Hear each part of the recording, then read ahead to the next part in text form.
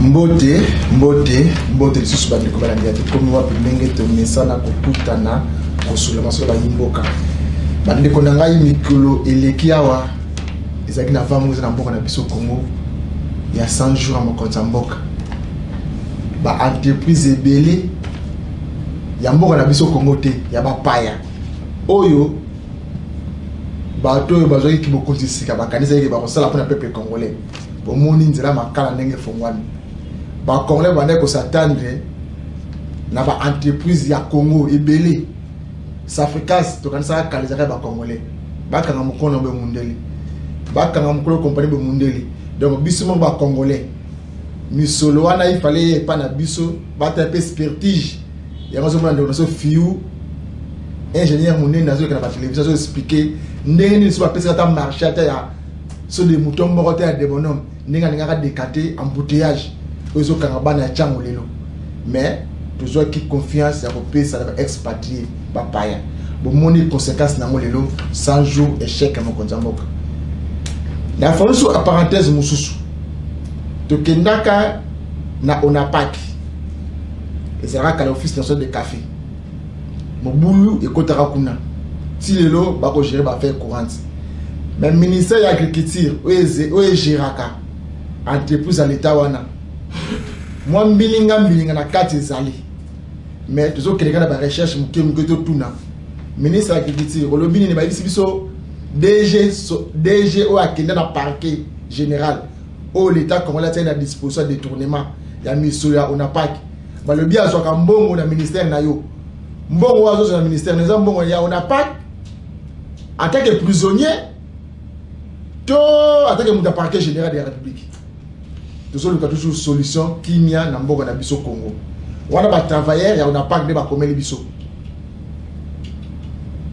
côté mususu bandeko na biso entreprise mususu OCC Office National de Contrôle ya mboka na biso Congo makambo pe belé ezali ya koyoka makambo pe belé ezali bo comprendre mais comme to liaka mutu la mouya to imokote biso moto kita na terre to vérifier makamusu boko na ba réseaux sociaux makamusu boko na ba radio na ba télévision biso kita to yeba nini ekoleka est-ce que Office National de Contrôle amo OCC eko kende nini eza malamu ba syndicaliste na bango ba solaka ndeni entre bango nyonso est-ce que tous les syndicats à OCC basolaka base communiquera ba siège à place moko po ba luka sortir à crise na compagnie na bango tamala malamu toté to kiti awa ko sola et na sola na syndicat moko te na sola na délégation syndicale nationale ya OCC donc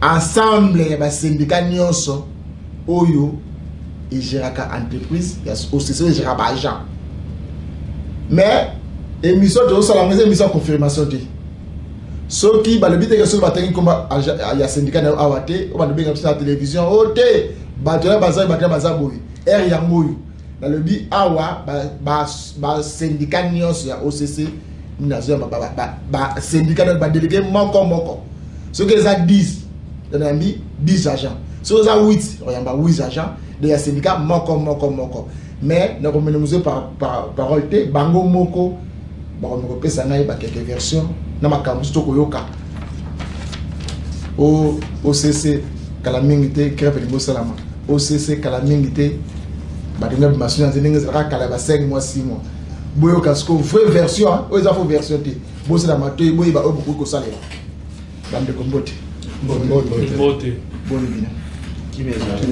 to bande so ba président o se présenter bon moto to ya bande ko moko se présenter bande ko ba nani ba za face na ngati ko meko so la ba mko malelo OK le journaliste Totondio Botondi ya ndenge ya biso na plateau na yo oyo biso ne tozali awa ndenge uti koloba tozali délégation syndicale nationale ya Office Congolais de Contrôle ngai ne nazali awa nazali président à l'intérim à l'absence ya maman présidente Nelly Abata ngai molobeli na bino camarade Monanteba Abedi Ali nde aza koasime intérim ya délégation syndicale yango omoni ngai na ye na troupe na ngai nyonso awa mpona kososola bosolo ya entreprise na biso. Ok, ndeko. Oui, merci mingi na maloba opesi ngai. Ngai nazali délégué syndical national. Kombo na ngai ndeko les camarades Bompeli Wompeli Espérance Auto. Merci Benukola. Ngai pe nazali délégué syndical national. Kombo na ngai Patrick Olivier Mukanya Ndewona. Matoni mingi ngape lokola naza délégué syndical national kombo na ngai Emmanuel Domaï. Ok, maman. Merci beaucoup. Ngai kombo na ngai Madame Bénédicte Mungunga Luyeye, nazali secrétaire na délégation syndicale nationale. Ok, ndeko. Tondi ndeko journaliste, ngai ndeko Joël Tsekukila Kabilako, nazali secrétaire national adjoint ya délégation syndicale nationale ya OCC. Ok, papa. Matoni mingi nande kopesi ngai maloba olobi office congolais de contrôle ka soki tolobi Congo edi koloba kaka Kinshasa pa matin nzambe na intérieur pe ya Congo OCC azali pe balobeli pe ya batravailleur pe bazala na ntina yango nde kai pe naza kosele esika moko na baninga po bazali korepresente délégation syndicale nationale. Kombo na ngai papa Dieudonné Ngoli, naza délégué syndical ya entité ya Zongo na province ya Sud Ubangi en face ya Bangi. Je vais aller déjà pour nous papi boto. Oui, il est possible. Nous avons représenter société. Oui, oui. Ah, bah aussi c'est pas qu'on a monière et on sait comment changer. Et ça la culture pe ezali ndenge tomesali kozala. Botondi mingi ngai pe nazali moko ya ba syndicaliste na kati ya délégation syndicale nationale de l'office congolais de contrôle. Na bien ami okombo ya camarade Lola Assoumani Jolie, nazali membre ya bureau ya délégation syndicale nationale puis nazali occupé poste ya trésorier national. Ok. Oui, bandeko balandi toza na ba délégation syndicale nationale ya OCC. Tant nous sommes habitués moi le Bakou, ils allaient office congolais de contrôle. Office congolais de contrôle, c'est le Camerounais, mais asi biso moko na bango tokenda ba lufu na honorable Lézard Tambwe tokenda bi pa ebele to la sabino ndenge ni basala ka musala ndenge ni batumba ba biloko ndenge ni bakanga mituka o be sensa so makayabu na ba essence o ba lesa ba congolais to tambula na bango ba 4h du matin ba 0h kolaksa ba koluka toujours intérêt ya peuple congolais bande ko na biso wana awa tokiti eza bongo jeudi eza jour o ba sanganaka ba bengisi biso te me ko solana bango mituna misatu mibale dans la préoccupation muké des hommes na réseaux sociaux na Facebook ils ont un groupe ya batu moko bo na kati ya OCC awa bazo ba na OCC ça ne va pas netoye awa biso to liaka mutu amwe to moko to na ba batu ba ya ne ba na réseaux sociaux te to benga ki bande ko na bango na to ko sola te makambo des hommes na réseaux sociaux makambo des hommes na ba chaîne mususu est-ce que biso boko ko ba biso te to meka ko solola elongo na bino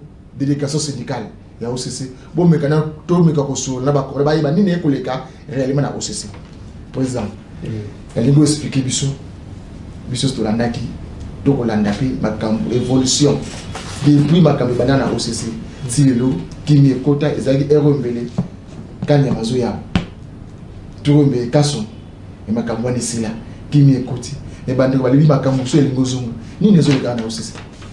Oh, camarades journalistes, merci mingi na mutuna nayo. Ngai d'abord na banda ko assurer bato peuple congolais na ba travailleurs ya OCC que na OCC mobulu ezate. Kimia ezali na OCC sauf que na moi mikroti koleka awa ezali na moi ba camarade oya biso bazalaki na moi mobunga wana oyo tosi tokenda na inspection générale ya travail ainsi à éclaircir ça mission na comment délégation syndicale et fonctionnaka. Alors ba camarade na biso wana action na bango basala ki ezali action ya mobunga yango tozali ko assurer bato que depuis comité oyo élection esalamaki et que changement esalami na tête ya délégation syndicale tozali na kimia et puis kimia ezali toza ko sauvegarder yango et puis tokobundela yango bokobundela yango tika si bandeko na bazali banda wana o lobi wana o bazali libunga wana est-ce awa kati na bino bazali te ala kati na biso bazali te po bazali na option o bango bazaki nango na mutu na bango po yo ozali moto ya ndako na otukolanda yo awa olobi ke otamboli mingi na osisi oyebi makambo nini elekana na baperiode bande kotambola na osisi oyebi makambo nini ezalaki awa na osisi bato bavandaki awa za 4 mois bazofutama te 6 mois 12 mois 14 mois na intérieur bato baza kofutama te mabala ya bato ekufaki bato babelaki bato babeli ba AVC ben toye kozwa mokano biso bato omoni biso lelo awa toye kozwa mokano ya ko dénoncer situation wana. Mais dans cette période là ezalaki na délégation syndicale où ezalaki fonctionner. Mais malgré souffrance aux population aux nani agent aussi ezalaki nango tout le monde a mokolo moko te pendant tout ce temps là babi misata lobo kubé lisapi baloba ke awa moyen awa makambo kotambola bien te tika to senga mbongo to senga salaire to salabu itika ko sala matamu mokolo moko te awa lelo to moni bango ba ko nani ko bima koloba ke non il faut basa la grève tozo batina ya grève wana te po tozali na retard ya salaire te ya eloko te moi retard ekoki ko nani ko ekoki ko salema na mo exécution na situation ya mboka oyo bien moko boyebi ke na fin de l'année awa mikakatano esalamaki mwa mingi mikakatano ezali lié na OCC kaka pamba te ezali lié na mboka mobimba pour ne pas dire continent nyonso to connaissaki shit na ba plan ya importation na ba plan ya exportation vie situation ezali ko prévoir de rona na Chine. OK, ndeko na ngai lola yosana makamso ko ba semeli oyo papa ko ça depuis na mutule na bino. Effectivement na boton de lisoso makasi je crois que le président a brossé situation en ndenge dans l'ensemble na ndenge zalaki parce que ndeko Didier pendant période wana to bane ko kutana nayo yo yebi président lobby effectivement ba mabale belé kofi mais na ko baxelement mususu ba te belé bazonga na ndako ba boti et comme qui même kobima tozoko ki mame ba mama ya mapa na coin okomo bimi tongo oza même pas mesure ya kosombela bana mapa balia na tongo donc situation ezalaki mobulu mingi et puis biso na kolela na biso to senga ki na mokonzi ya mboka l'état oyo azali propriétaire ya OCC ayeba na kopesa biso mwana mboka ayeba kopesa so mwana ya ndako pardon mais totanga ki kombo ya mwana ndako te l'état yemoko amoni na bana nyonso ya ndako bazalaki wana aponeli biso oyo tozali lelo et puis totondaki boboto parce que aujourd'hui la situation s'est améliorée. Et puis concernant makambo président Otukoloba, il faut qu'on ait que une grande partie il y a production il y a OCC et où tu as une importation p naba exportation naba exportation on a plus produits miniers. Or aujourd'hui actuellement la Chine renferme la quasi-totalité il y a production minière na Katanga Chine de l'eau mais biso tout yebi que phénomène coronavirus et affecté l'économie il y a Chine et voilà le coup la paix biso et si les paix affecter moi production na biso. Et puis na souka sans mingi employeur azalaka na ba obligation ebele, notamment il faut afuta gratification, il faut appeler ça ba cadeau ya soukambula, et au-delà de ça il faut peu asala ba misala mexala ko sala mikolo chaque mois, au-delà ya marana, parce que ça te que soko afuti biloko wana akofuta mpa côté, non, il faut au-delà ya ba dépense wana azofuta pe ba pako. Alors c'est là que enveloppe ezalaki munene makasi. Voilà pourquoi tu connaîtras qui moi retard ya muke mais to kobeta c'était makasi sikana pona nini, parce que ndenge présent tu koloba na ba mikolo elekaki tozalaki na période moko to ateniaki ba arrêté à salaire variant de 6 à 11 à 14 mois sur toute l'étendue de la République. Mais tout le monde a monté la kotombo la musabité. Le loka kapoto sur moi mikolomi balem misato ne batu fo ba tombo. Et puis ce qu'on dit ko matina niveau là procédure ezali. La procédure est là, il faut suivre la procédure. Donc pour marteler encore makambo président Tikoloba toza na kimia paix sociale ezali na OCC.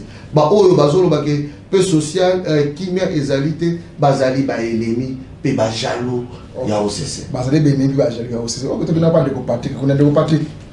O ko pesa une différence. Où ezali entre délégation syndicale et intersyndicale. Il y a aussi c'est une baléwana. Et c'est la différence de ce que le comment. Et puis deuxième question sous question. Rôle des syndicats. Et ça a une entreprise. Ok, merci beaucoup. Ndekolangai na motuno tungai.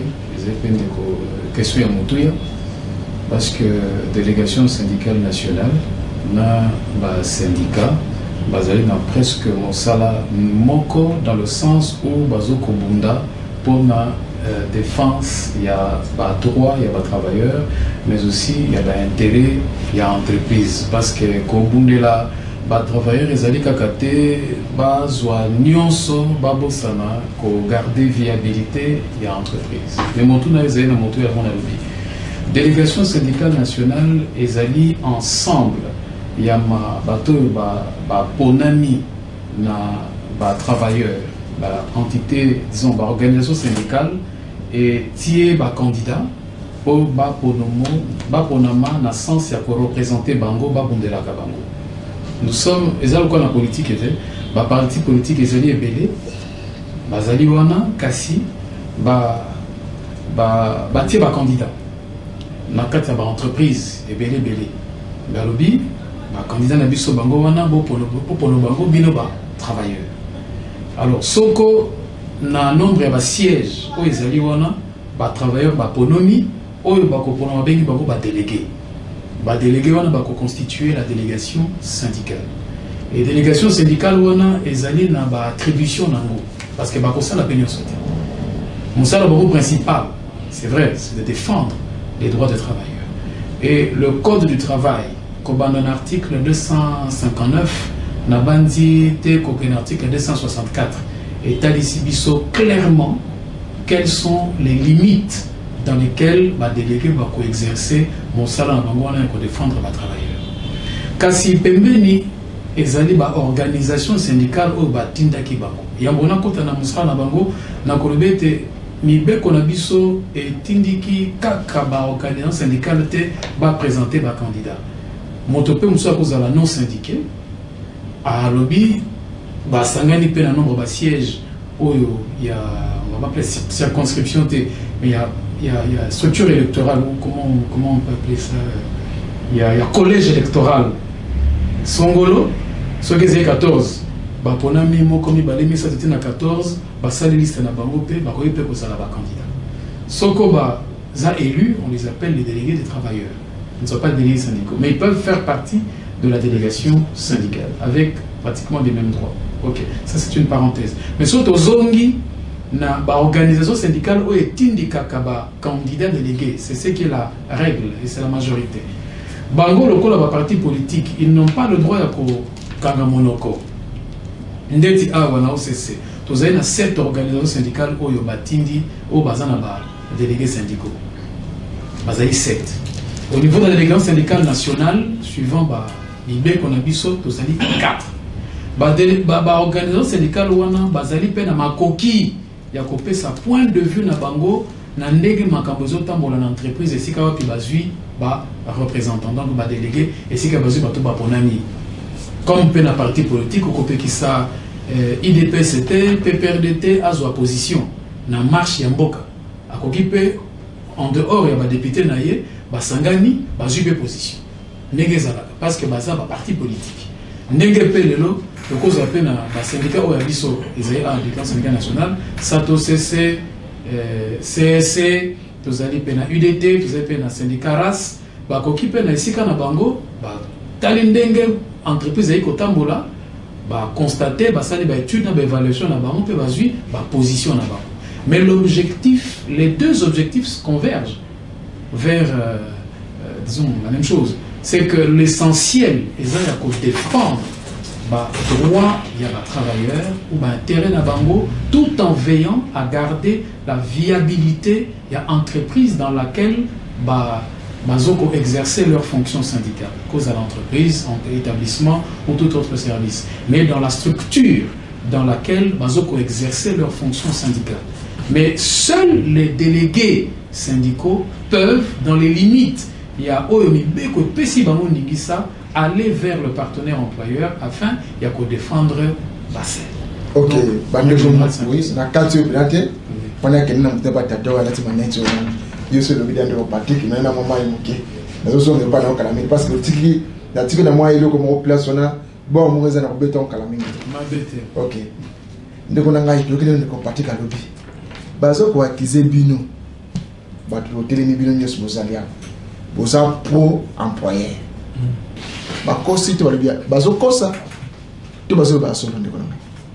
Bon, merci Ndeko journaliste na motuna moyo motuna mona mosekisi ngai mo amoke pambate na bomo ya bato ezalaka na makambo bo mibale ezali na sembo donc on va bengi nzela Bosemba dans la vérité et il y a de l'autre côté la fausseté. Bon, ce qui va bien dire, ndeko yaka kotale la biso likambo yo, to yaka kotale yaka kota apporter votre point de vue na likambo songolo to likambo songolo. Déjà moto ya zobenga yo anaya oya ko apporter point de vue, aza na point de vue na déjà azala kana.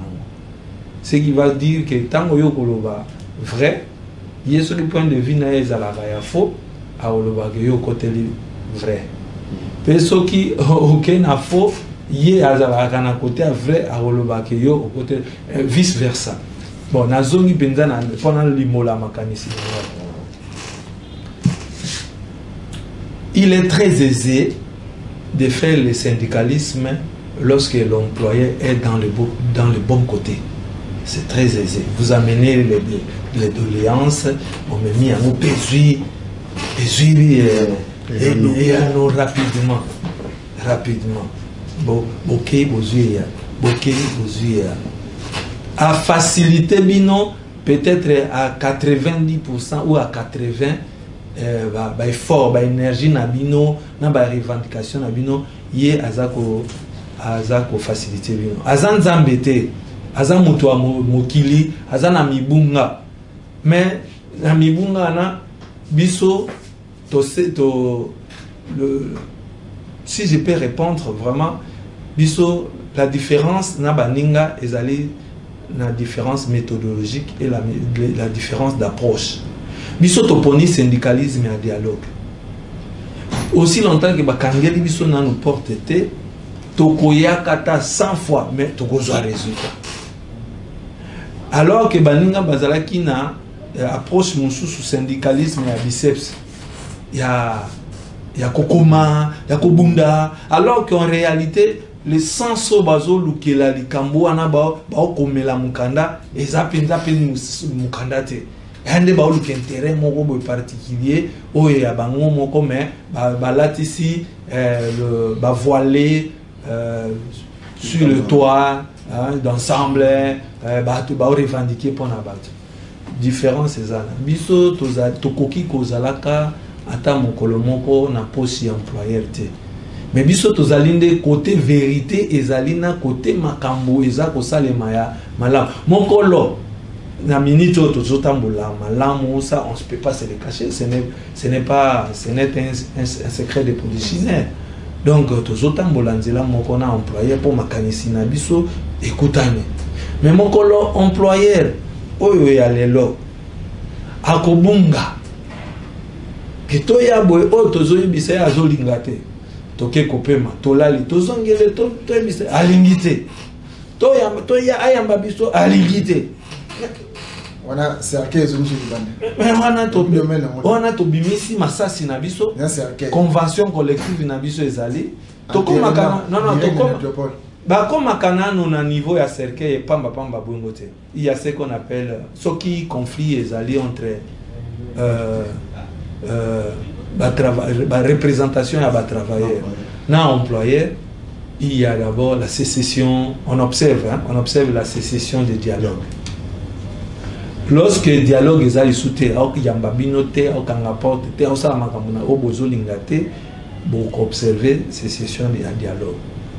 N'état pour wana boké ko solliciter l'arbitrage, c'est médiation, il y a inspection générale du travail. Et puis inspection générale du travail a routine d'inspecteur songolo aya na terrain aya kotala makambo wana obino bofundeli employeur kuna soki zaya solo. Akoya soka observer que il y a rupture de dialogue, à établir ce qu'on appelle le PV de non-conciliation. Et tango a komeli PV à non-conciliation, on a pesi bino pe boye bokomeli employeur, on déa ba jour aux lois et pesi, on déa ba jour ou 8 jours, je ne sais pas les juristes là, vous lui écrivez que si vous n'accédez pas à nos revendications, on déa tel nombre de jours, tobimi na balabala. Payer na mutu mangbongi na ye. Soka lukibino na butute. Parce que beaucoup loba par exemple que lobby le 9 tobima mais ya lukibino le 7. Bo solo li passe ici makambo bino bo sengaki. Donc à vider revendication na bino na sens. À vider makambo bolingaki bolwa.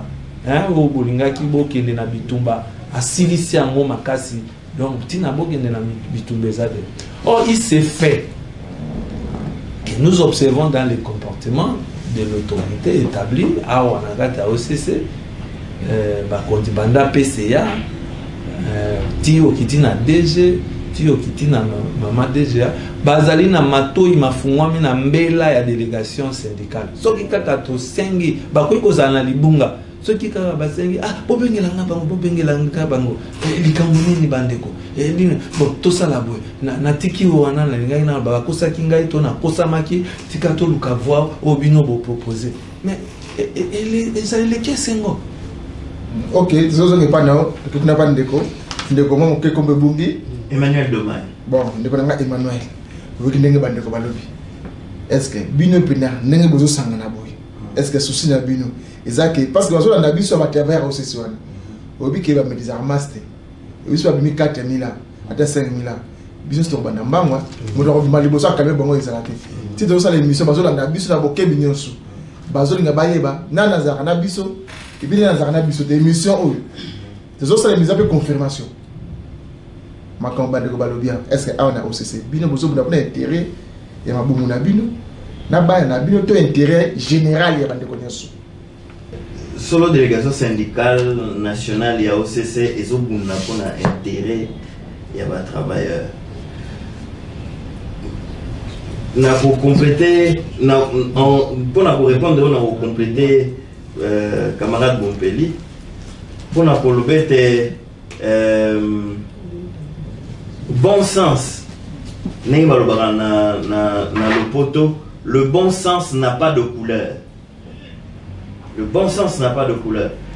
Étant donné que Mokonzi, ou entreprise au OCC, a un bon sens, biso to kende en dehors il y a bon sens, pona koluka kolakisa ete toza ba syndicaliste mokolo kobunga nde tokomeka korapele soki aboyi koyokela biso tokokende ti baprocédure nyonso, mais pour l'instant il est encore dans le bon sens et tozokende naye nzela moko dans le bon sens. Nazolo babongo pona nini salaire ya ba travailleurs ezofutama fonctionnement tokomaki na ba période au président lobby wana ya ba 14 mois ya arriéré de salaire tina intérieur ba frais de fonctionnement de fonctionnement ezalaka te mais awawa makambo nyonso ezotambola na ndenge longo bani tobimisaka kaka mobulu kaka na pamba boye siko bandeko bazoluka nini oyo bazokomela balete nini oyo bazoluka au juste il faut toyeba te po mai ninga na kapepa mbate ndeko na ngai nini oyo bandeko bazoluka toyeba baza na ba intérêt caché ya ba agenda caché mais intérêt yango eza nini po mai ninga na bandeko na toso boyebi ya likambo tozolo baboyeza intérêt général ba travers nyonso au sese bazolanda soki boyebi likambo er yango yo loba umoso lobi na yo longwe mais likambo eza na mpe ya bomba te osese mobimbe yebi makambo ya mobulu wana ebandaki depuis que l'employeur a décidé et ya kosala mise en place. Depuis likambo mise en place, nungu ebandi makambo ba lettre pour balobi ke ngai na esika na fandi na sali musala ekoki balongolanga bachande ko mususu balongoli nga wana bachenga esika mususu banda mokolo wana nungu ebandi nde nungu ebandi. Ok, zozo nga kote to de sobande ko Joël na ba kishas aba na biso ndeko na makambo zoloba ezoto na mitema na bino to bozolo bango po bozala biso botika na misala ndeko moka koma chômeur ndeko wana ngaka daya ndeko na ngayo na bengi ya bisinga ileki na ngai naza mukeli mwa quelque part na ko ya ko répondre yo oyebi ndeko ngani ngaka daya chômage kana on a aussi ça mon regard blalo va essayer non ok employeur la vie comme ça comme yo le blanc ngai te mupanzi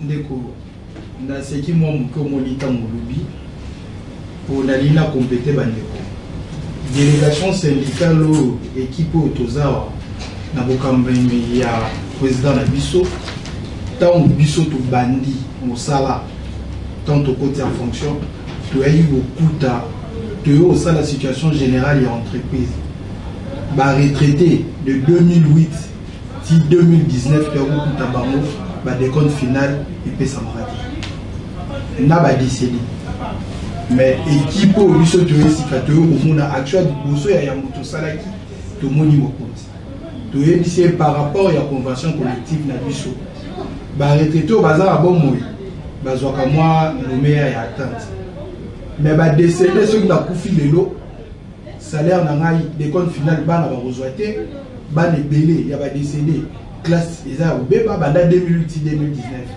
to sengaki na mokonzi première des mois à libérer ba décompte final ya ba décédé na ya ba retraité et na mokola lelo tito oloba boy ba retraité on a déjà eu à payer 51% et les décédés 85%. Il y a des décédés banda 2008 biso za quitté biso to na 2019 donc tant nous bazo bimisa banda que tozana poche ya employeur eza de soloté biso mo wana tant ba koloba que tozana poche ya mokonzi bande ko ba utuluba à chaque fois ezala na bandeko baza na intérieur la revendication na bango ceux qui tokimi na équipe oyo kokamba osese lelo ceux qui tokei toza rappel à la divergence oyo ebimaka libanda te il n'est pas dit qu'à chaque fois que ceux tokei mbala mo azoyoka biso mais porte ezalaka kofungama tokei ne bandeko bauti oloba okei oso après quelques temps to converger to faire décision c'est normal que les gens baloba yango la biso to osala spectacle te pour bambouler les gars qui n'ont cessé l'ikamoké lettre la vanne et qu'est-ce pas mais nous c'est comme l'OIT à Bouloubayango les dialogues en permanence avec l'employeur pas les biceps. Ok papa mon message na moi ba personne qui m'a demandé quoi Bon, merci mingi. Ma professeur Gangai Malouba. Il y a so pifo et pesa medina. Bazo landa yo na nord bangi kuna le tout ça émission c'est en direct. Ba landa yo. Obi ke kuna bande kuna baza kaputa le baza kaputa monda mo. Soko beaucoup le kuta wa na biso kuna moi likonga na lichette ko zela yo. Bandi kombo na ngai ezali papa Diedoni na ko bele boso. OK. Malinga maluba boye merci mingi na ndenge opesinga maluba. Ya so pifo et pesa mela kibiso. Pour koloba na tina ya basali ya OCC et OCC kaka ndenge bandeko basi balobaki ezali na Congo mobimba kasi biso nyonso tuto babengi biso badelege mais na nzela bofuti biso OCC ekomaki mibale soki misato kisasa bakofutama na ngonga na bango biso kuna kutu toyebi te mokolo nini bakokanisa biso et tokotaki na bapratike oyo bino boyebi oyo ke omoni elongi ya motu songo ekimi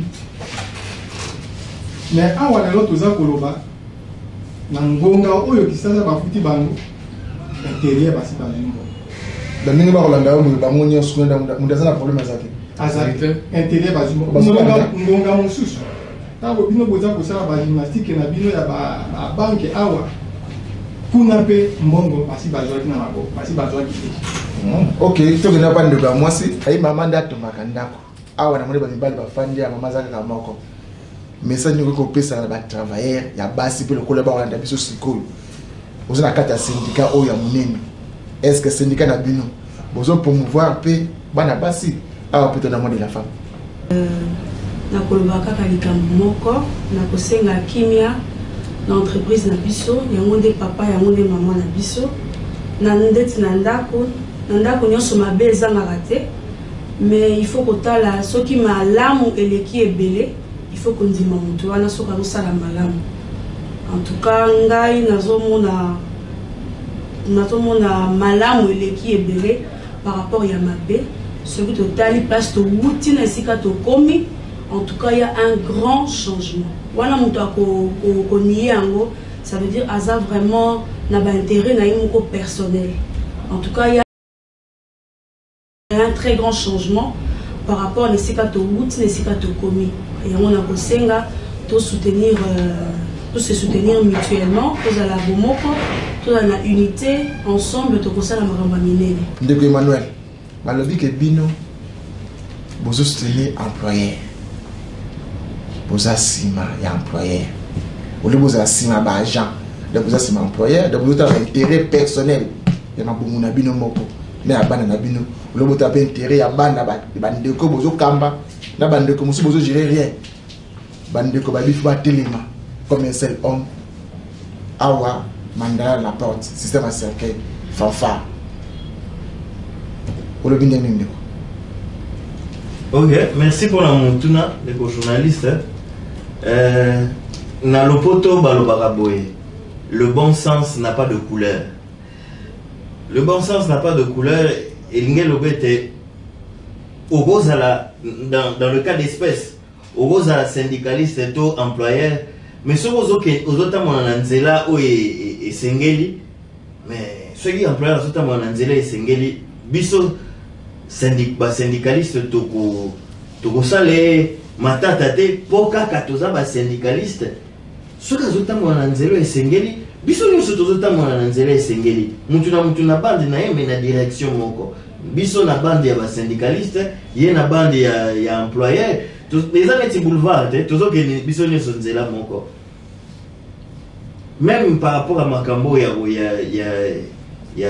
cercueil eza na procédure soki olandi procédure te oza libanda mibeko te bon siko okozala libanda mobeko pona nini pona retard ya 4 jours retard ya 7 jours eza na tina te nungu wana eza na tina te donc retard nyonso baota makele oyo ezolo ba makeno na OCC il y a un problème na OCC toujours futa matina OCC pour maison du matin ça va prendre 7 jours sur 4 jours à l'époque retard ezalaki de 12 jours 12 jours à l'époque le jour où bali kosala makelele retard et salaire ezalaki il y a 12 jours. Donc 12 jours seulement. Oui. Namboka au Congo, pour 12 jours, ils ont basali batalak, basali 200 et quelques mois salaire. Là qu'on a ce monde, on a 200 et quelques. Biso 12 jours à batwa chamakele. Congo mobimba te. Oh. 12 jours. 12 jours ya Congo mobimba. Agent nyonso ya Congo mobimba. Jour bande wa chamakele là 12 jours. Donc na Congo on peut pas passer avant 12 jours dans 12 jours Congo mba futana. Oui. C'est-à-dire que ezalaki tant basali makele là wa. Congo monasi futama ki to koma ki na retard il y a 12 jours. Ezali na entité mon kota ko ba kana mzaki na 2 mois. Kinshasa les acquis na 12 jours. 12 jours awa, 12 jours na Buta, 12 jours na Bunia, 12 jours ici Kanyos. Ah ouais. Alors c'est ce qui fait que tu comprends quitter. Comment est-ce que na li Kamboyero legewana makele sali l'entreprise lokola OCC. Donc on a parti yo prendre une follow parenthèse comme code makambwana. Yo pesi exemple awa concret. Ndenge nini syndicaliste ko kozala ba article boye au fond li buku. Mais bazo ko akize bino. Boza pour l'intérêt à l'ibumunayo, intérêt personnel. Vous êtes un employeur, vous êtes un agent. Or, syndicaliste, il y a pour sa définition. Vous êtes un agent, bali ya malam, premier malam. Mais vous êtes un employeur. Parce que quand on a encore le 10 ans dans l'OCC, il y a beaucoup de avant dans 10 ans dans l'OCC, j'ai été nourri au mamel de l'OCC parce que Tata Yangai pas avec na OCC. Naebi le lenge OCC zalaki. Naebi pe ko établir exactement tant que l'OCC comment qui na kokufa. Toyebi esika touti. Bande ko balobia toyebi esika touti. Ba entité misusu ba comment qui na ba 14 mois, 15 mois d'un paiement. Tant que tozui ba contrôle ya sika, ba sali nyonso ba ko sala lokola ba à fils maison, toi et Binda bien, bah boucher bah trop et ça dit que bah arriver nuance et ça à ce jour résorbé. Moto est en retard à Zalité. Quelle que soit entité aux alliés, tant que ça foutami yopé au foutami. Alors dire que biso tozali ko buna biso, je ne sais pas ce que ça veut dire parce que quand on a mis beko nyonso délégué syndical azali na avantage mon côté. À mon côté, la loi est claire en la matière. Et ça peut-être un moyen pour que na disposition de délégation syndicale. Les Arabes militaires, moi, moyen pour un délégué syndical à remplir fonction na syndicale. Parce que nous avons cause d'avoir benga na aéroport. Na qualité. Na c'est exactement ce qui se passe. Ceux qui n'ont pas 2 francs, na pour na kende kuna. On les a mis deux condés indiqués, parfois je suis un peu sidéré. Je ne sais pas qu'est-ce qu'elle dit à Kamatambogo, et ça n'a aussi ailleurs.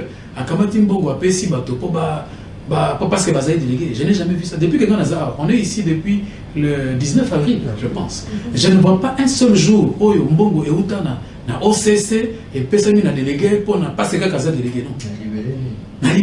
Parce que mon poulet, on jalousie, jalousie, moté à ma baie, Kindoki, Oba, Messina Poloba, Tony Nini Bozoé, la Katouana, Oba, biceps, lui qui était groupe OYO, Bazo dirigé OCC, Bandeko Bazo le OCC, Baza Dignité, Baza corrompu. C'est ça la match facile. Ok. Je peux me permettre quand même d'oser la réponse, de tenter de donner une réponse par rapport à Makambo. Premièrement, tozali ba délégué syndical, ndengo moni biso. Délégation syndicale n'est pas dire. Soko quelques personnes va choisir base à modèle et la banque ya ko sala délégation syndicale des alibans. Mais porte na biso zeko fungoma. Et chaque fois d'ailleurs, il y a quelques jours, bande ko na be bazala ki a to sali bango réunion awa, je pense que le climat est bon. Conflit, je ne pense pas qu'il y a un conflit. Et je ne pense même pas que c'est le sens il y a réunion à Bissau. Il n'y a pas de conflit en réalité. Parce que Bissau nous sommes pas sali. Alors, je crois que tu connais l'alternance mon konamboka. Alternance on les autres benga que ma pratique yasika et kota. Bissau Pena OCC on a connu pendant plusieurs années une même façon, manière il y a pour ça la syndicalisme. la même organisation syndicale a trôné pendant plusieurs années. Et c'est difficile qu'à comprendre que alternance au bateau va connaître dans le Congo, mais peut connaître dans OCC. Et quand nous arrivons, nous emmenons une nouvelle façon de faire les choses. Et c'est important. Parce que Tokolobaka, comme Konzambo, a sa nouvelle façon, Bisso a continué dans les mêmes pratiques. Il faut que les choses changent. Et tout ça, na discipline. Alors peut-être, bateau bazo comprendre que ma pratique nouvelle, autres qu'on imprimer, qu'on implémenter, et autres qu'on déranger, mais il va commencer à toujours. Donc, je vais parler de Nord Bani, Boni Mutamutu. Oui, bande de aussi quoi en direct. Nous sommes en direct de Nord Bani. Nous sommes en direct de Nord Bani. Nous sommes en direct de Nord Bani. Nous sommes en direct de OCC à Nord Bani. Tant que nous avons fait Tama, nous avons besoin d'un manque, besoin d'un air, nous avons besoin d'un retard. Dans OCC à Nord Bani, besoin d'un retard, il y a prime pété, il y a salaire pété. Mais quand on a besoin de bas, il y a comme vous avez délégué syndical, vous avez représenté Bango. Makambo Koloba, Barola Nosba, papa, il y a là là-bas. Bon, ndeko journaliste, la pression m'a donné, la pression m'a donné.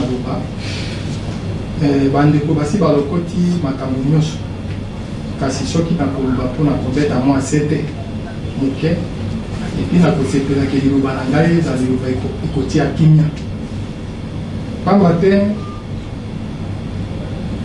posa na ngai ezali mpona kobeta sete na makambo naza koyoka soki mobulu ntina oyo ngai nalingi na intervene yango wana motuna yango ezali pete mingi pamba te eyano na yango esengaka te expertise moko songolo mpona ososola yango po il faut koyeba d'abord likambo nini oza na yango posa biso lokola batindami ya batravailleur elike na biso ezalaka liboso kobundela mpona ke entreprise ezala nano po soki yango ezali biso mpe tokose retrouve epuis ya mibale ezali kobundela mpe ke badroit ya batravailleur ezali respecte na kati ya badroit ya motuya ezalaka lifuti na ye alors mokolo yango baza koloba mobulu soki ezali mpona yokaki ke tosala mobulu mpo lifuti eza te alors na yango ngai naza kososola ke ezali likambo mosusu pamba te soki mpona nzela ya lifuta ntina ya mobulu ezali te po Congo ezali kaka Kinshasa te soki tolobi office congolais de contrôle ezali Congo mobile okolimbisanga moke namonisa yo monene ya likambo naza koloba pamba te osese eza moko kasi biso toyebi ke na ngonga oyo tuti koleka osese ezalaki mibale soki misato mibale na nzela ya lifuti pamba te tozalaki komona ke Kinshasa bakofuta bango ata bakozala na retard mais biso sanza zomi na mine sanza zomi na mitano ti koleka tozwaka lifuti te mais awa biso na yo toza koloba okoki kozwa telefone olobaki koza na bandeko benga bango na bandi eloko toyebi retard ezalaka te na ngonga baza kofuta Kinshasa inkerese efutami ntango mosusu na bandeko baza na bakonte na bango ke bazwaka na nzela ya babanki banki soki esali retard intérieur déjà basi bazwaki mbongo na bango babongo na likambo wana ekosenga ke il faut expertise moko nayeba ke malamu yango oyo bie mabe yango merci docteur Botondi Mutamutu bandeko balandi la tokomba bozomona bongo ndenge émission soki ni malembe télévision ezali ngonga tozoki ni malembe na suka pozo me kosola na bandeko ba question tozoki ko atterrir bandeko nanga na yebi ke biso nyonso nde boza boy awa boza batu ya leta masolo ya hyper oyo ti lelo na mama yemu eza basindika mosusu bani musalati ba marché ça bango na bazongeli kana mingi te ba infirmier dossier wana sangwana ne ba ngombe pas la vie pas comme les bino. Merci Ndeko Didier pour na motuna oyo et puis motuna oyo koyi malamu parce que ngai au-delà il y a musala na délégation syndicale nazali moko na kati ya division d'administrative et fiscalité de l'OCC nazali chef de service adjoint kuna. Alors pour le Royaume motuna là je voudrais que tout banana nous n'a pas principe de base. Le rôle économique de premier plan de l'État, c'est de donner à la population les infrastructures de base, ou c'est de procéder à la construction des infrastructures de base. Par infrastructure de base, tous au monde ba hôpitaux, tous au monde ba nzela, tous au monde ba école, pe makambo ma biloko mususu silikolana. Or, la source importante de financement des actions de l'État, c'est la fiscalité. Or, fiscalité et Nikolobani. La fiscalité, c'est juste une science qui a pour objet de étudier l'impôt qui permet en fait de financer les actions de l'État. Bisso OCC, Touzali, avec les réformes et à sous-secrétaire au Salma, nous sommes un prolongement de l'État. Et puis, l'État est propriétaire. Il y a OCC, Ache Barem Yassika. Parce que c'est juste, ils ont Barem Yassika. Tous les anciens Barem, tout comme il y a Barem Yassika. Bisso, personnellement, nous, agents de l'OCC, et Betty Bisso Makasi Mingité, Filmwane et Betty Bisso Makasi Mingité, d'autant plus que tous les qui déjà, n'a régime et imposition. Mais ça n'a pas déjà pour foutre un impôt, hyper impôt sur le revenu professionnel, mais n'a barème moussous. Aujourd'hui, l'État, par rapport, conformément à la nouvelle loi des finances, c'est la loi numéro 19/005 du 31 décembre 2019, a-t-il que ça là, barème yassika sur impôt sur le revenu professionnel. Tous les délégations syndicales, employeurs, à Silaki Koubé, Nabiso, na réunion au courant de la semaine pour appeler Sabiso information sur cette nouvelle loi. Et puis Bisso, nous allons Kokamama toujours avec notre porte-parole des présidents de la délégation syndicale.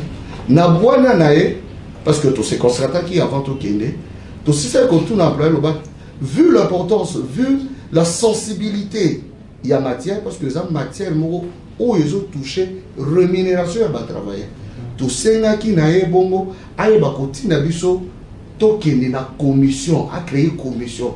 Oyo yé à côté na batunae, c'est-à-dire du côté employeur, atindi par représentant nae, et puis biso bon syndical, tout puni par représentant biso. Pour toi bakoku t'as tout traité la matière dans toute sa sensibilité, dans toute sa profondeur. Voilà que l'employeur n'est toujours, chaque fois que tu es un employé local, à toujours au ré, à Yébaki n'a pas dit mango, séance tenante au cours de la réunion. Et voilà que nous avons versé Bilokwana na commission. Et la commission a été déjà créée. Et puis, des partis employeurs à Tinakiba Oyaye, délégation syndicale P à Tinakiba Oyaye. Actuellement, au Tozo Sabino, Toza en plein travail à commission pour Toyeba. La simulation, c'est-à-dire avec l'ancien barème et le nouveau barème, tout dégagé pour tout définir impact. Il y a un nouveau salaire, pardon, impact, il y a un nouveau barème, il y a une nouvelle loi, dans salaire, il y a l'argent. Actuellement, nous vous parlons, nous sommes en pleine commission. D'ailleurs, dans la commission, il a été créé une sous-commission dans laquelle Nandeko Patrick Moukania, tous allez président a été désigné, parce qu'il y a une grande commission, mais il y a eu une sous-commission dans la grande commission, parce que la grande commission va se retrouver en plénière, mais la sous-commission est en train de travailler sur l'assimilation pour nous dégager l'État. Dans le milieu de ça, on a causé problème aujourd'hui. Bon, causer problème, je ne voudrais pas évoquer cette question dans ce sens, mais seulement Bisso déjà baja OCC, tout ça déjà dans le régime imposition. Donc nouveau barème oyo et ça n'a moins impact beaucoup moqué, mais qui n'est pas tellement significatif. Mais comme ils ont salaire, comme ils ont les camozo parce que l'agence est très sensible à salaire. Il suffit qu'un salaire donc qui dit certains des infra et commis Makambo. Mais Makambo là nyoso, ils ont employeurs, ils ont l'État seul propriétaire. Il y a aussi des APC Libeko. Il y a un autre dans la mesure du possible. Bisso n'a parti employé. Pour que Makambango ait l'état bien. Mais seulement, la simulation de Sali, ce n'est pas grande chose. La différence, c'est 2000 francs, 3000 fois et ça n'a pas pena motu ya mikite mais le col les salaire et argent tout ce côté là possibilité de tout ça pour que nous puissions chuter en douceur. Voilà moi pour qu'il y ait quota la carte ça aussi ça on les a parenthèse là mais bon tant que ça makamuna bino ba syndicaliste les bola de la bande quoi pour qu'il y ait quota la carte ya OCC bino ba délégué syndical tout que sur la entre biso aller tout sur la ala biso en direct bon ko senga ni na bande ko so bazali banda o bazombo côté la vision la bino bozalia président oui les journalistes na Tonio Botondi mingi biso tozali stricti reconnu na mibeko ya mboka ndenge olobi kimia ngana koloba na yo ke kimia ezali na OCC bandeko mosusu oyo également baza na droit ya ko s'exprimer na ndenge ba s'exprimaki parce que eza démocratie mais li koloba te réclamation nyonso kosala ezaka ozala bosolo okosa réclamation oyo oke mopanzi na mibeko yango toza kobenga bandeko na biso toyebisa bango boye tomoni bakamaradi awa babrosser situation d'une manière impeccable pona koloba ki bandeko bayeba ke alternance et salami bandima yango nde eloko liboso yango wana tango changement et salami alternance et salami makambo nyonso kotambola ndenge banda kotambola lobi te biso toza na approche oyo ya biso oyo toye nango par rapport ya mabe oyo bango oyo esalamaki lobi tango biso toye tolobi te tokoki koambwa te pa wana te toleka boye te koleka soki toleki boye ememaki biso na likama boye tovandaki tozofutama te tozosalama boye parce que bandeko na biso batambolaki boye yango biso tolobi tokotambola nzela wana te tokotambola na nzela ya dialogue ya kosolola po kosolola wana mutu aza koprofite na yango makasi ezali agent ya OCC mutu aza koprofite na yango makasi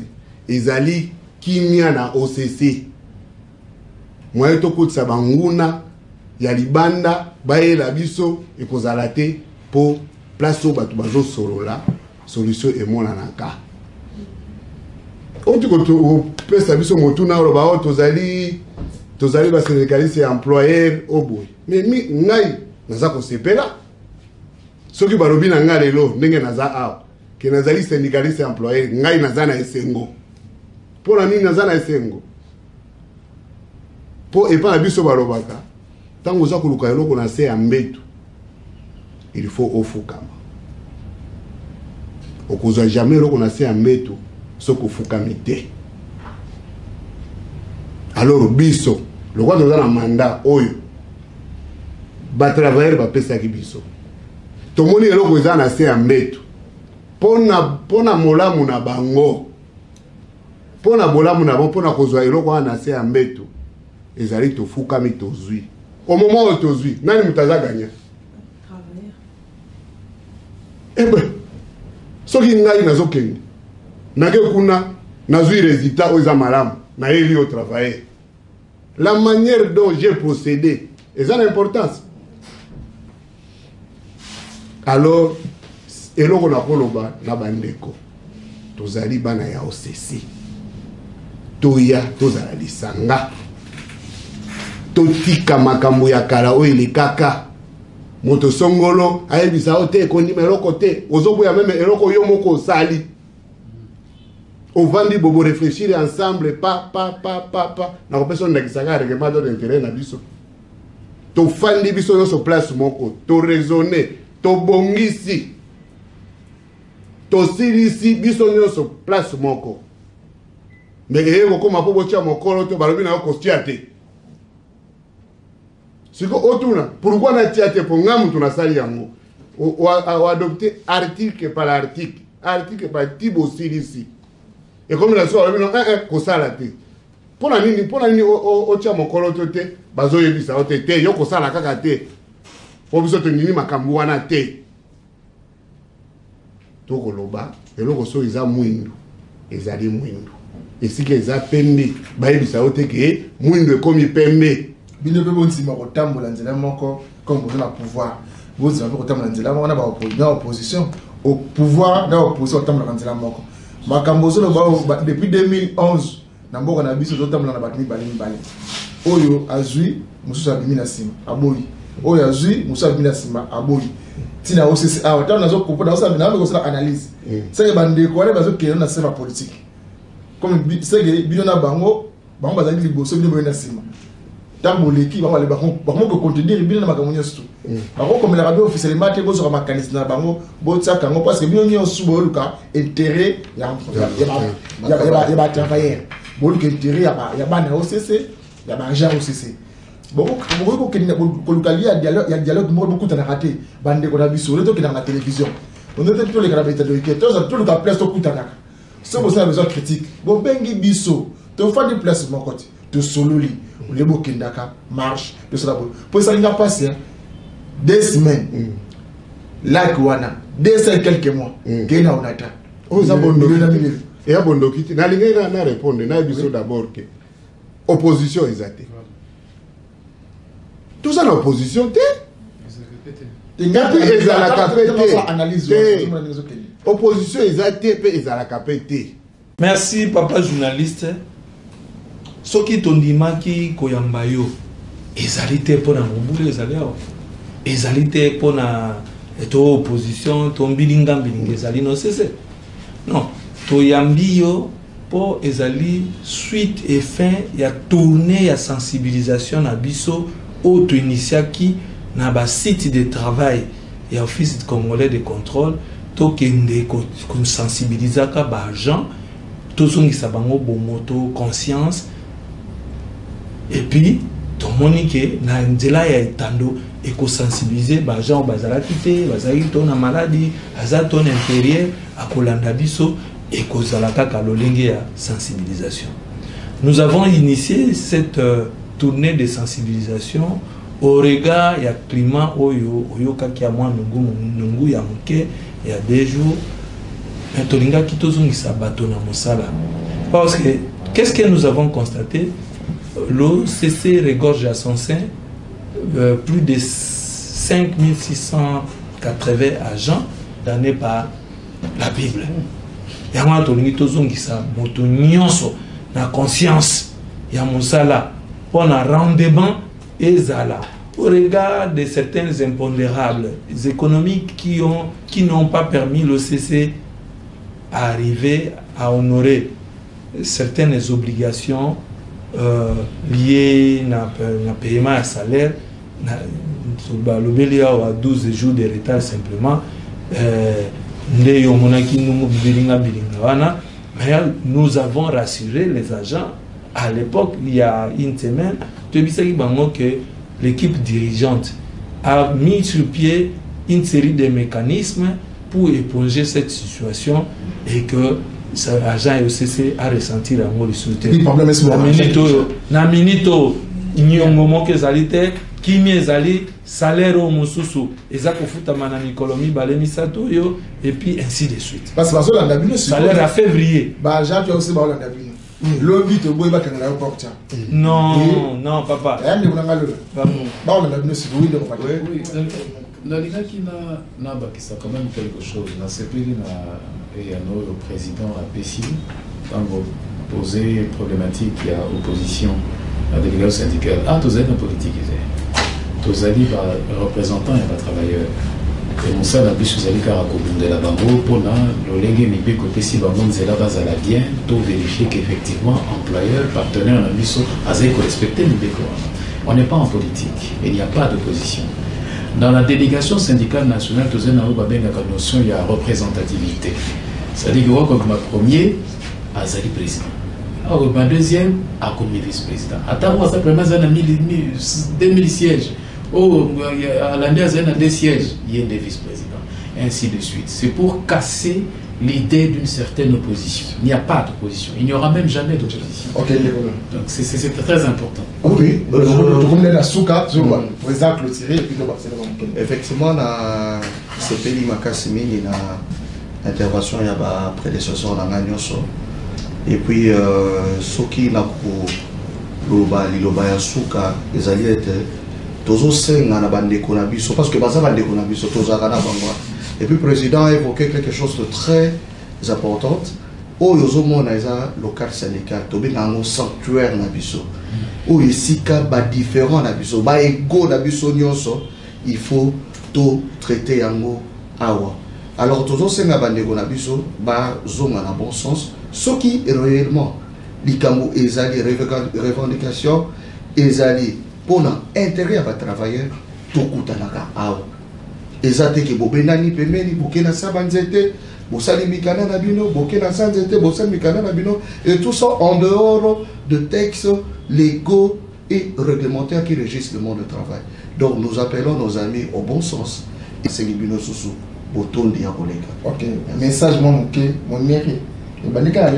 C'est mon mairie style donc batu bayebinga batu bayebi bomwana na ngai bebi ke ngala linga mon mairie mingi. Donc depuis le bas âge donc monire na style donc monire na moté mikolo monire elo kwakala biso to mesana diara bon biso to ba betia ba vie beaucoup donc ba vie beaucoup d'ailleurs ba l'accès sur d'idéologie monire donc monire na ma solo ale donc ya ma solo kala. OK, c'est what OK, président message à suka zina ngoko pesa bande ko tuba wanda biso sikoyo ba travailler nyonso ya OCC bazana Congo bazali banda mboka bazana ba province na kati ba kolanda osikoyo na Kasumbalesa na Kivu, Kisangani, Maniema, Congo Central, Kwilu, Kwango, bango tuba kolanda osikoyo tina matadi message ya suka ozana ko pesa na ba agent na bino nyonso tu oyo bokambaka parce que nous vous allez awa bolibi que vous avez donc délégation syndicale nationale donc vous avez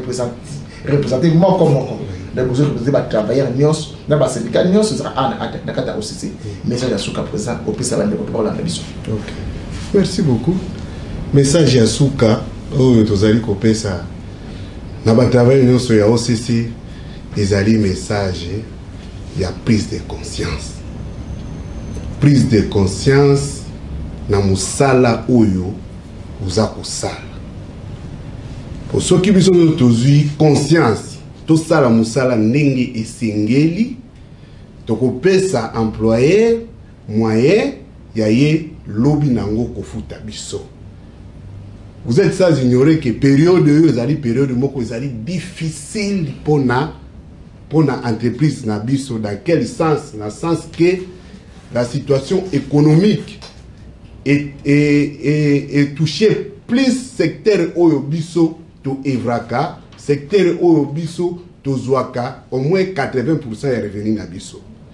Alors, pour pallier à cette situation, nazo senga na ba agent nyonso ya OCC, esika nyonso se retrouver na poste, na frontière, na wapi, sala musala na conscience. Sala musala ya OCC kotisa mbongo na OCC pour lobby tozonga na situation oyo tozalaki na lobby te.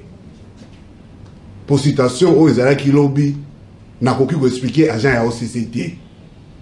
Pour ezali histoire na ye moko. Mutu ako expliquer koleka ye moko azate. Alors message nanga ezali ya unité. Tozala bon moko to protéger entreprise na biso ou to benga ngo la poule aux yeux d'or. To ko protéger na nini na kozala kimia to landa bilanda landa te. Et puis na ko féliciter pe ba sali ya OCC par rapport ya mikolo ti koleka. Ba sali ya OCC ba aderaki na buzoba te. Malgré moi nungu moi boy mais basali ya OCC bango nyonso batikalaki kimia ba observa ki ba place na bango ya misala ba continuer ko sala musala et ben ba sala ki échec na ennemi ya OCC. Alors tozo senga na bango va continuer à lancer wana au moment où partenaire autozanae employé autozanae aza correspondre tant soit peu naba élément où est important à vie qui est le salaire et payer les avantages, les soins médicaux et tout cela on ne peut que soutenir et puis l'accompagner. Nous l'accompagnons aujourd'hui, c'est parce qu'il est en train de répondre à ma attente na biso. Soki lobby accueilli mon panzi à Saliboye, biso délégation syndicale na bino toko telema et puis toko bunda toko sala ndenge to salaka. Diloba ya mo suka ya ngwana et puis na remercier agent na ba cadre nyonso ya OCC. OK. Merci bandeko balandi ya to komo wapi to komo na suka bo ki bongo président ndi auto ko clôturer sikoyo azaki accompagner na bandeko na ye ba auto ko sola masolo ya OCC. Moi nungu ezalaki ndenge ba kole ba benga kango ni diabolisation. Intoxication, diabolisation, ba benga oui. La diabolisation ba kole ko ba kole ya bongo. Le mot diaboliser biso o que les cambo ezalaki boité. Intox. Il est kalukuta. Boyo kindenge baye o ba kamba ba ja ba utkolo ba aw. Da bango de baza ba cadre ya suka. Da so on va pesika aja ndingisa pan lobi moni moti bando pela ba lobi. Mais ndeko yo peso ko na vie contraire. O lobi ke te makaba bando ko ba lobi ba kosi. Mikola biso yango. O meka chemise na lato.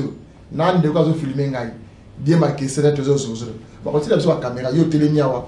To zipende de commémoration de compati ou bien de kolola to tsimba ngwana yo na yo eza émission de yo ko répondre que moko yo kwa zala wana ngana katikati yo bimisi plan na ba bimisi plan na comme ça ba konle ba yeba qu'est-ce qui se passe réellement na OCC ceux qui posent vrai agent à OCC est-ce que linga bande ko na ba kufa na ebité o bande ko ba lebinga na zala nga jijité na sala nga pe na OCCT na za pe sperté mais ceux qui osent ba makamba ko corriger plateau na biso ils ont ouvert pour aller tout ce qui a wa tikati qui n'a pas de et ça na maboti na bino to côté ko malobi.